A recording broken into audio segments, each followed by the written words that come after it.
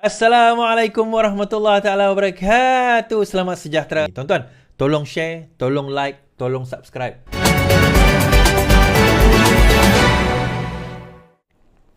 Bung Mohtar, Faiz Fazil kena bebas hari ini. Bung Mohtar pun dibebaskan. Bung Mohtar isteri bebas pertuduhan kes rasuah 2.8 juta. Nah, yang menariknya tuan-tuan, yang ini setelah didapati bersalah, Mahkamah Tinggi Kuala Lumpur membenarkan permohonan ahli parlimen Kinabatangan Bung Mohtar Radin dan isterinya Zizi Izzet Abdul Samad untuk membatalkan perintah supaya mereka membela diri dalam kes rasuah 2.8 juta. Hakim Azhar Abdul Hamid petang ini membenarkan permohonan semakan oleh pasangan itu yang menyasarkan keputusan Mahkamah Session Kuala Lumpur tahun lepas. Kelihatan Zizi menangis di dalam kandang tertuduh sambil suaminya duduk di sebelahnya. Azhar memerintahkan pasangan itu dilepas dan dibebaskan daripada semua pertuduhan jenayah. Azhar Abdul Hamid Okey. Pada 2 September tahun lepas, Hakim Perbicaraan Mahkamah Rendah Rozina Ayub memutuskan bahawa pihak pendakwaan berjaya membuktikan kes prima facie, iaitu boleh bertanggungjawab terhadap Bung dan Zizi, dan memerintahkan kedua-dua mereka membela diri atas pertuduhan rasuah berjumlah 28 juta. Semasa prosiding Mahkamah Terbuka hari ini, Azhar memutuskan bahawa adalah kes yang wajar. Ini adalah kes yang wajar untuk Mahkamah Jaya menggunakan budi bicara melibatkan penguasaan penyemakan. Terdapat salah laksana keadilan, miscarriage of justice. Dengan itu memerlukan kuasa semakan. Keputusan prima facie diketepikan dan ia digantikan pelepasan dan dibebaskan, kata Azhar.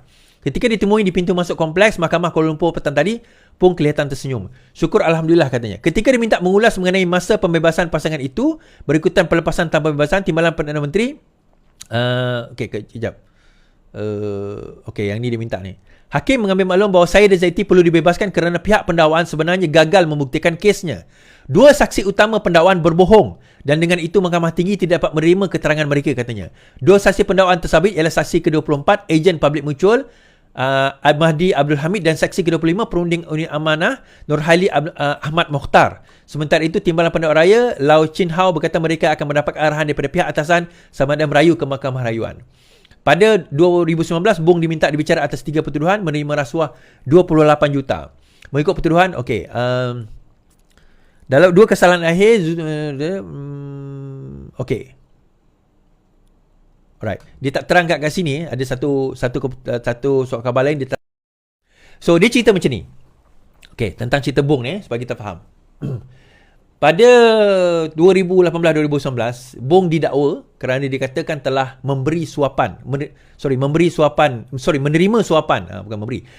suapan berjumlah 2.8 juta daripada 2 orang.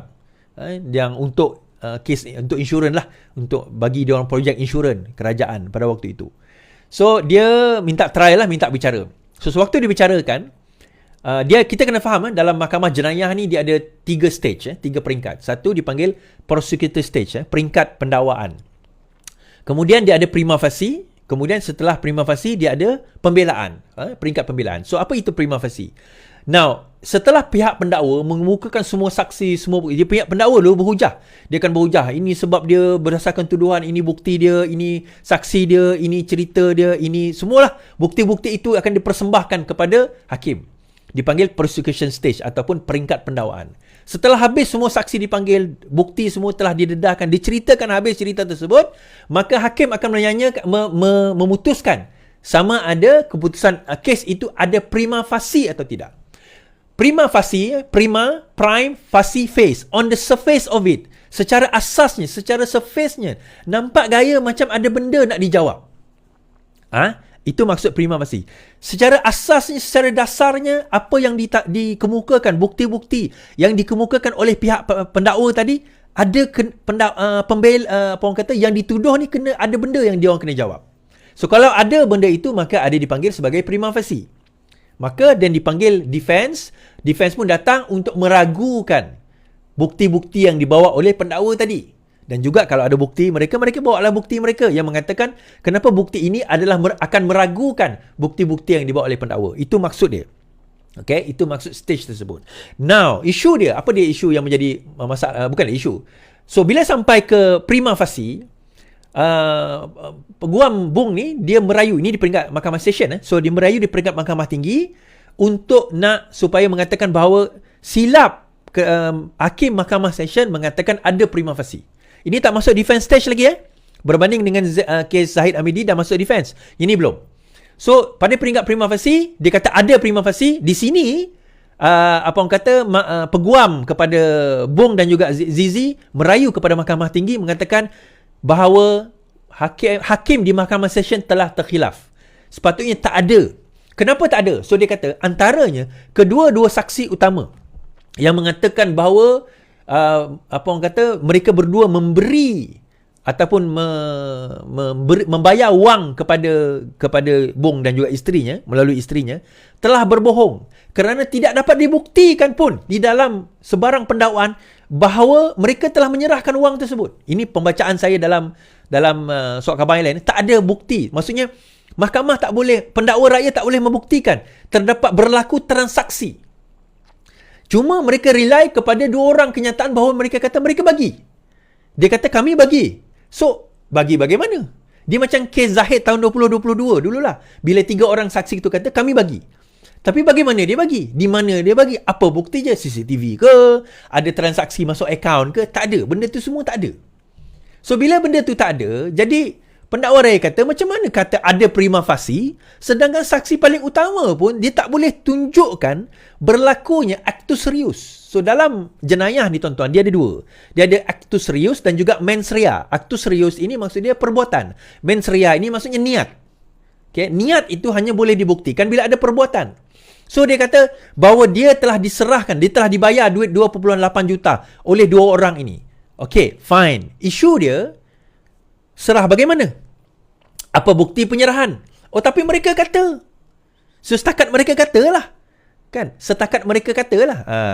Jadi itu yang menjadi pertikaian di dalam kes inilah. Saya try cari detail tentang Bong punya kes ni.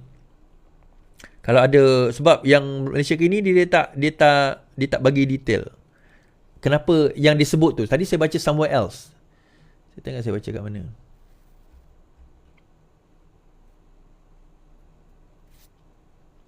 Okay. Saya baca kat Free Malaysia Today kot.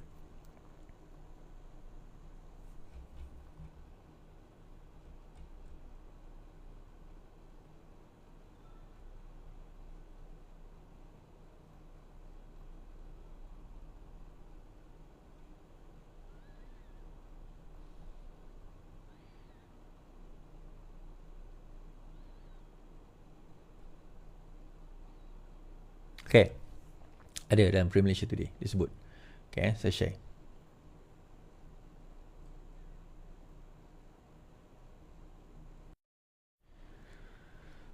Okay. Alright. So, dia kata beliau menang atas dasar merit. Bong 65 didakwa atas dua pertuduhan menerima rasuah berjumlah 2.2 juta dan 262,500 sebagai suapan untuk mendapat kelulusan Felkra untuk membuat pelaburan 150 juta dalam dalam public mutual, amanah public mutual. Beliau didakwa menerima suapan berkenaan daripada ejen pelaburan public mutual Madi Abdul Hamid melalui Zizi di cawangan Public Bank Taman Melawati di sini di antara 12 tengah hari dan 5 petang 12 Jun. Bekas timbalan Ketua Menteri Sabah itu didakwa menerima suapan 337,500 daripada seorang ejen pelaburan public mutual Nur Haili Mohatar atas nama Zizi di lokasi yang sama. Zizi 44 menghadapi tuduhan. Okey. So, dia kata apa? Dia mengatakan beliau mengulas mana tadi? Mana saya baca tadi?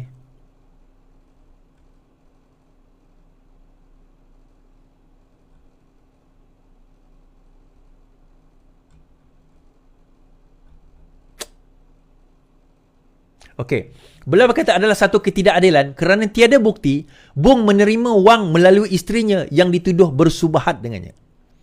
So, poinnya adalah kalau kita tengok dalam pengadilan tersebut, pendakwa raya tidak berjaya membuktikan melalui merit bahawa isterinya menerima duit, itu satu, dan daripada isterinya dia menerima duit. Faham maksud saya? Tidak dapat dibuktikan transaksi itu berlaku. So, mereka hanya bersandarkan kepada kenyataan dua orang tersebut. So, dua orang kenyataan cukup lah. Tak cukup, tuan-tuan. Itu saya kata tadi. Keadilan itu maksudnya kena detail. Kena ada transaction. Kena ada chain dia tu. Kena ada rantaian dia tu. kepada sehingga berlaku perbuatan jenayah. Dia tak boleh kata orang menuduh je Iswardi telah mencuri duit sebanyak 100,000. Tangkap Iswardi. So Iswardi boleh tangkap. Selepas kena tangkap, okey. Iswardi, orang CA ni kata awak telah curi wang 100,000. Okey.